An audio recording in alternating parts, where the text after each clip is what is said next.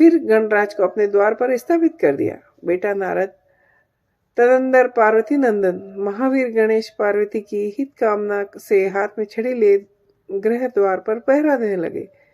उधर शिवा अपने पुत्र गणेश को अपने दरवाजे पर नियुक्त करके स्वयं सिखियों के साथ स्नान करने लगी।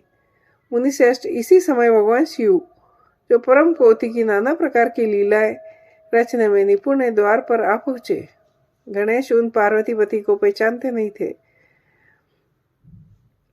बोले, देव, माता की आज्ञा के बिना तुम अभी भीतर न जाओ। माता स्नान करने बैठ गई है। तुम कहाँ जाना चाहते हो?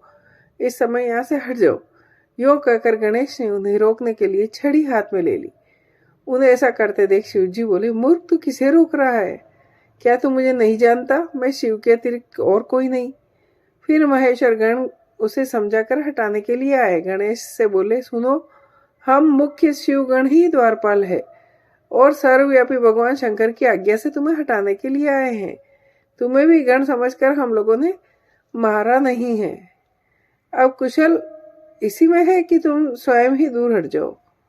ब्रह्मा जी कहते, यो कह जाने पर गिरजानंदन गणेश निर्भय ही बने रहे। उन्होंने शिवगणों को फटकारा और दरवाजों को नहीं छोड़ा। तब उन सभी शिवगणों ने शिव जी के पास जाकर सारा वृतांत सुनाया। महेश्वर ने कहा, यह कौन है जो इतनी उछकल होकर शत्रु की भांति बक रहा है? इस नवीन द्वारपाल को दूर भगा दो।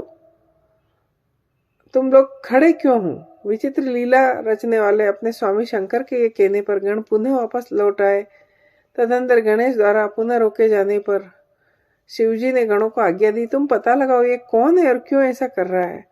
गणों ने पता लगाया, ये गिरजा के पुत्र है और द्वारपाल के रूप में बैठे हैं। तब लीला रूप शंकर ने विचित्र लीला करनी चाहिए। अपने गणों का गर्व भी गलत करना चाहा, इसलिए गणों को तथा देवताओं को बुलाकर गणेश जी से भीतर युद्ध करवाया, पर कोई भी गणेश जी को पराजित नहीं कर सके। तब सब शूलपाणी महेश्वर आए। गणेश जी ने माता के चरणों का श्रवण किया। तब शक्ति ने उन्हें बल दिया। सभी देवता शिव जी के पक्ष में आ गए। घोर युद्ध हुआ। महेश्वर ने त्रिशूल से गणेश जी का सिर काट दिया। यह समाचार पार्वती को मिला तो वे क्रुद्ध हो गई और बहुत सी शक्तियों को उत्पन्न कर दिया। उन्होंने बिना विचारे प्रलय करने की आज्ञा दे दी।